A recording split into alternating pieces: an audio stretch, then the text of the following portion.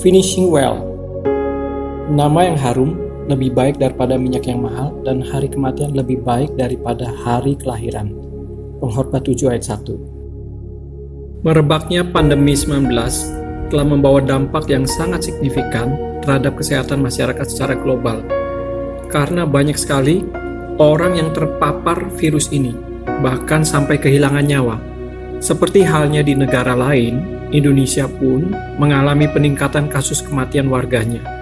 Hal ini membuat kita mulai sadar diri untuk menjaga kesehatan dan imunitas tubuh, misalnya dengan cara rajin berolahraga dan mengkonsumsi makanan yang sehat.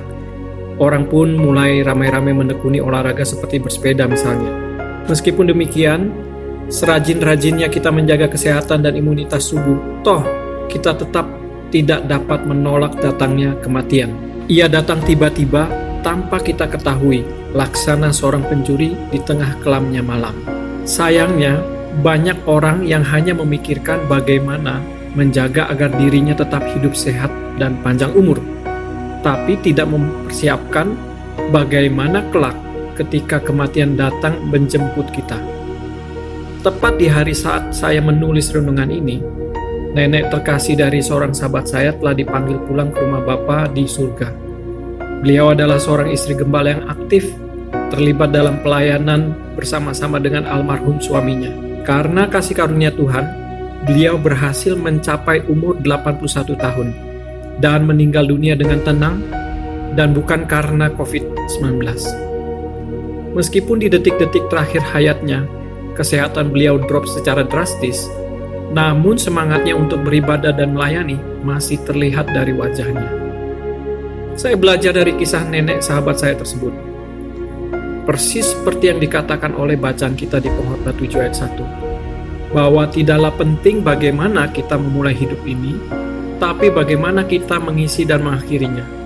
Nenek sahabat saya ini lahir sebagai orang biasa, namun ia telah mengisi hidupnya dengan begitu banyak keteladanan dalam kasih, kesabaran, dan iman. Lewat beliau lahir suatu generasi yang bukan hanya sukses dalam pekerjaan mereka, namun setia dalam melayani Tuhan. Demikianlah beliau mengakhiri hidupnya di bumi dengan baik. Hal yang sama pun juga menjadi pertanyaan pokok bagi setiap kita yang masih menikmati kehidupan di dunia ini. Kita dapat saja terlahir sebagai orang-orang biasa, bahkan mungkin miskin dan hina. Namun semua dari kita memiliki kesempatan yang sama untuk mengisi kehidupan ini dan mengakhirinya dengan indah dan mulia. Mari, pergunakan kesempatan yang Tuhan berikan kepada kita saat ini.